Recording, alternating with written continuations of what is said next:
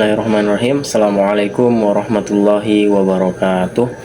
Perkenalkan, nama saya Raffi Putra Al-Hakim dengan NIM 2510207, kelas PBA 1 Fakultas Tarbiyah dan Ilmu Keguruan jurusan Pendidikan Bahasa Arab.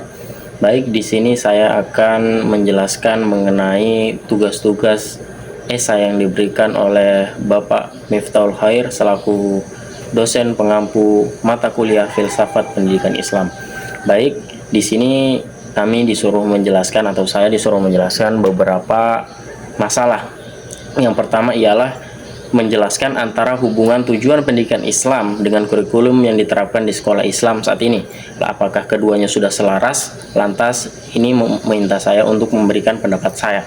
Baik, jadi jawabannya ialah tunjukkan tujuan pendidikan Islam dan kurikulum sekolah Islam itu saling berterkaitan. Jadi tujuan pendidikan Islam adalah suatu pedoman, sedangkan kurikulum adalah alat untuk mencapai tujuan tersebut. Maka keduanya ini sangat bertujuan atau sangat berkesan untuk membentuk peserta didik yang beriman, berilmu, berakhlak, dan juga memiliki keterampilan hidup. Jadi jikalau menurut saya, menurut pendapat saya, keduanya sudah cukup selaras karena sekolah Islam mengembangkan kurikulum nasional dengan pendidikan keislaman seperti Al-Quran, hadis, fikih, dan juga pembinaan karakter. Namun pelaksanaannya belum sepenuhnya optimal karena masih ada sekolah yang belum menekankan prestasi akademik daripada pembentukan akhlak. Oleh karena itu diperlukan keseimbangan antara pencapaian akademik dan juga karakteristik peserta didik yang islami. Itu merupakan jawaban yang pertama. Kemudian pada tugas tersebut juga ada pertanyaan kedua, yakni menjelaskan kelebihan atau kelemahan metode ceramah yang sering digunakan dalam pembelajaran pendidikan agama Islam jika dikaitkan dengan tujuan pendidikan Islam. Jadi saya akan menjawab secara singkat yang mengenai soal tersebut, yakni metode ceramah memiliki kelebihan yaitu mudah digunakan untuk menyampaikan materi kepada banyak siswa atau kepada banyak peserta didik, dan juga menghemat waktu dan juga efektif dalam menjelaskan konsep dasar ajaran Islam.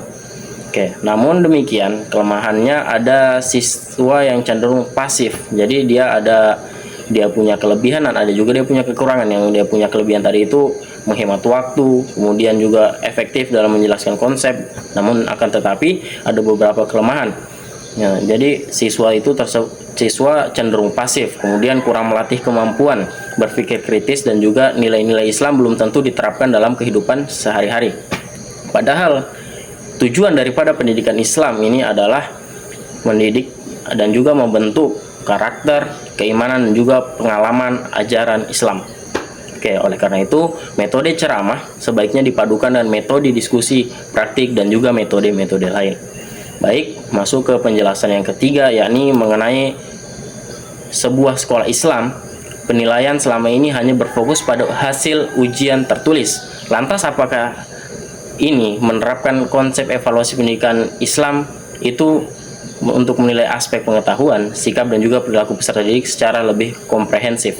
Jadi konsep evaluasi pendidikan Islam sebaiknya tidak hanya menilai daripada hasil ujian tertulis, tetapi juga harus mencakup beberapa aspek, yakni seperti pengetahuan, sikap, dan juga perilaku dari peserta didik itu sendiri. Oke. Dari pengetahuan itu dinilai dari ujian tertulis, lisan, dan juga tugas-tugas yang diberikan oleh guru kepada peserta didik. Adapun sikap itu dinilai melalui observasi terhadap kejujuran, kedisiplinan, tanggung jawab, serta akhlak selama peserta didik tersebut berada di sekolah. Kemudian yang terakhir ada perilaku, yang dimana perilaku ini dinilai melalui praktik ibadah, keterlibatan dalam kegiatan keagamaan, serta kebiasaan atau pembiasaan sehari-hari dengan melibatkan penilaian dari guru, wali kelas, serta juga orang tua.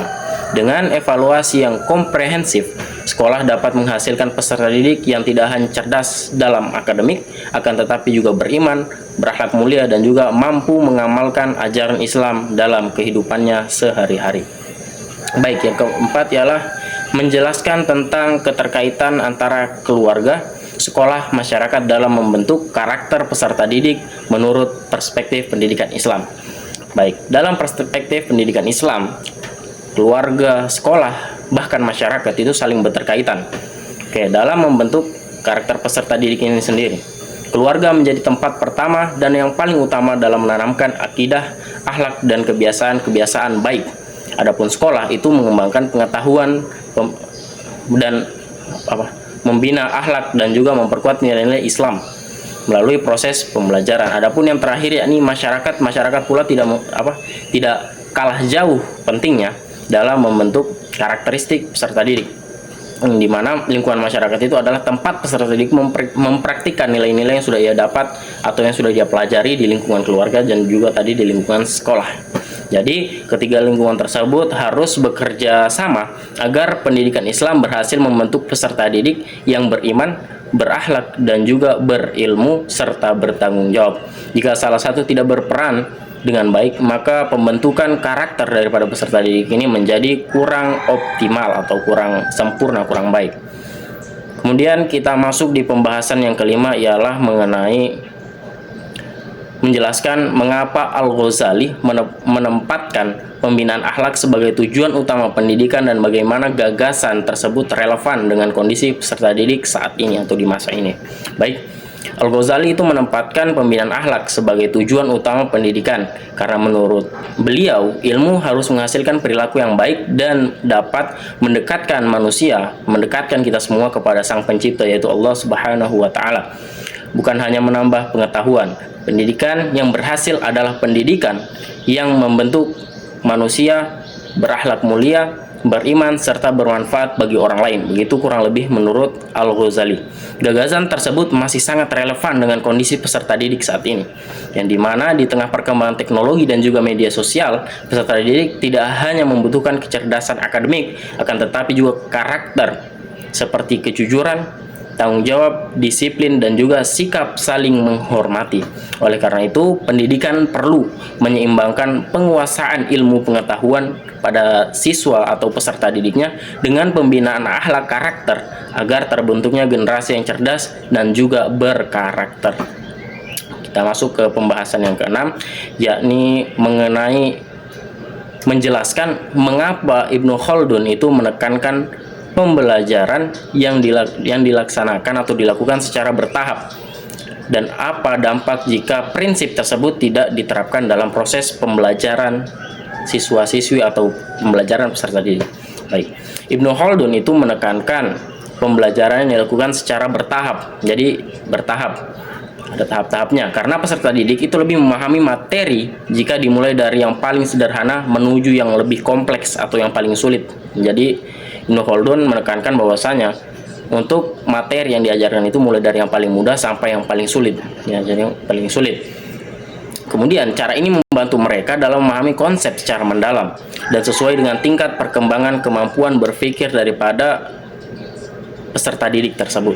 Jika prinsip ini tidak diterapkan, maka peserta didik dapat merasa kesulitan dalam memahami pelajaran, kemudian juga mudah bosan, kemudian juga kehilangan motivasi belajar dan juga hasil daripada pembelajaran tersebut kurang optimal.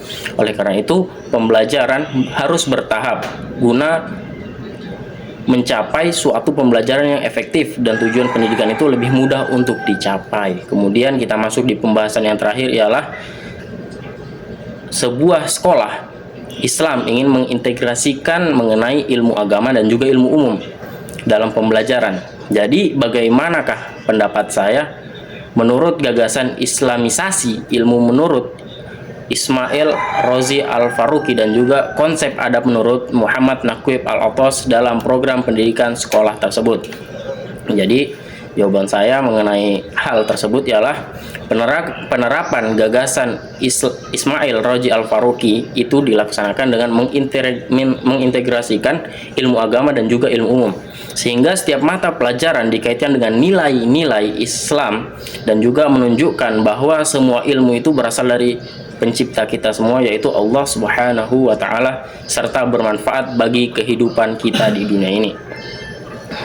Baik, sementara itu konsep adab menurut Syekh Muhammad Naqib Al-Attas itu diterapkan dengan membiasakan peserta didik untuk memiliki akhlak mulia, menghormati gurunya, bersikap jujur, disiplin, serta juga bertanggung jawab. Serta di samping daripada itu, peserta didik mampu mengamalkan ilmu dalam kehidupannya sehari-hari. Dengan demikian, sekolah tidak hanya menghasilkan peserta didik yang cerdas secara akademik, akan tetapi juga beriman, beradab, dan mampu menerapkan nilai-nilai Islam dalam setiap aspek kehidupannya di dunia ini. Sekian dari saya ucapkan terima kasih. Akhirul kalam, wallahul muwaffiq ila aqwamit thoriq. Assalamualaikum warahmatullahi wabarakatuh.